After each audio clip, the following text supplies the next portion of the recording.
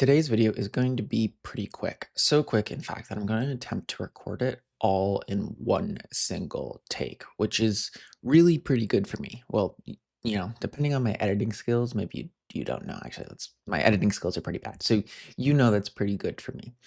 But it's on an exciting topic. We're going to be talking about AI and Microsoft Fabric apps and vibing Microsoft Fabric apps where you're just using AI to create them, and three real world tips that you can use to create better Microsoft Fabric apps. Because, actually using an AI takes a little skill and practice to get something done. And while I'm still not perfect with it, there's some things that I've learned along the way, especially the past few months as I've tried to build Microsoft Fabric apps. So, we're going to jump into the computer and we're going to take a closer look at some different things that you can do to improve the quality of the apps that you're getting for your tokens.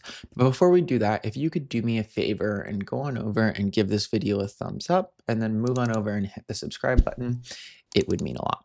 Okay, then let's jump into the computer. So here we have a Microsoft Fabric app that I've been building to kind of help in different planning scenarios. It's a really complex Fabric app. It writes back to a database. You can enter in different scenarios.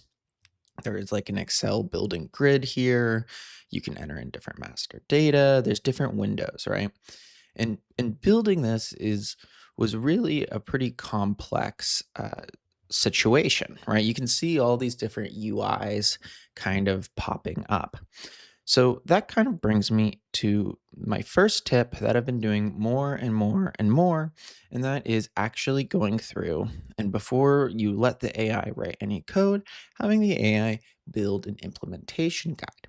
So here, for example, you can see the implementation guide that I used to create this app, right? So there's objective here, and then there were solutions, core planning grain, forecast entities, right? So you can see this is a really complex plan. And the way that I got this plan put together here was I switched it from agent mode into plan mode. And this is GitHub Copilot. And I'm pretty sure other agents or other tools, like for example, Claude have this. And I actually had a conversation. And as you can see, I was trying to get a cost of how many tokens were used in the session, and it wasn't saying it. But I think this was a hefty session.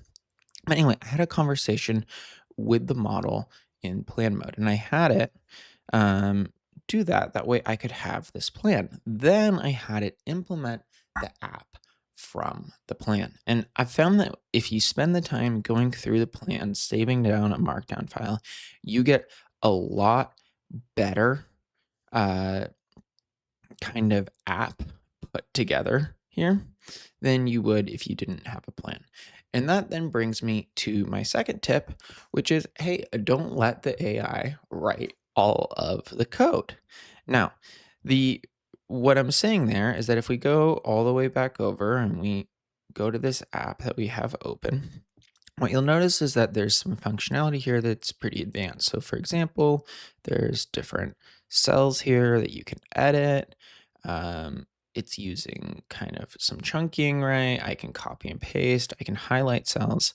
And this is something that I was really struggling trying to get the Microsoft Fabric app to do on its own. And I was like burning through all kinds of tokens, and I was like on Opus and then Claude. And then I was like, is there a better model?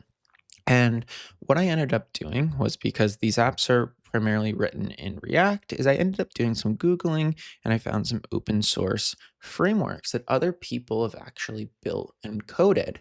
So like here, for example, I also used Vite, right? And then I used this React grid for the Excel, and I fed this to the AI to build with. So instead of being like, hey, I want to build an app with an Excel style grid, I said, hey, I want to build an app using this React component for data entry.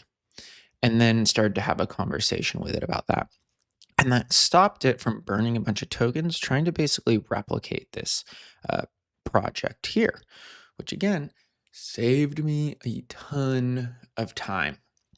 Now, that then brings me to my third tip, which is when you're having an AI, you're going to have a really lengthy conversation. And so here you can see just like the entire length of this super, super, super long conversation that I had. And when you ask the AI to do something, it is eventually going to mess up and it's going to break the app.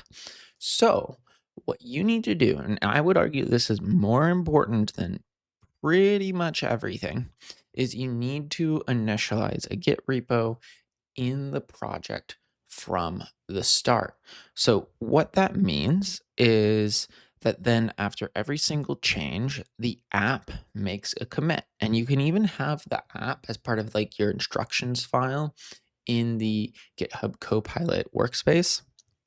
Um, Create the Git every single, the Git commit every single time it makes a change, which is what was going on here.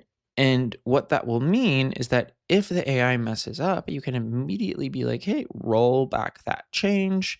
I didn't like that. Or if you're having a multi-day session or multiple users, right, they can pull down the most recent update.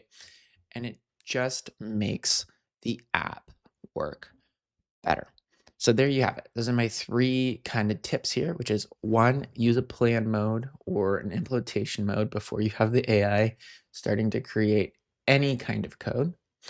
Two, where possible, identify pre-built React components that you want the AI to use, because that's going to make your life easier and kind of ease up on token cost. And then three, and finally, and most important, make sure that you're using Git with your coding agent. So that way, if the coding agent messes up, you can very quickly roll back and you don't have a project that you just spent a ton of tokens on and then got blown up with one bad prompt. So I hope you enjoyed this video. If you did, again, give this video a thumbs up and subscribe because it would mean a lot. And if not, I'll catch you in the next one. Talk to you later.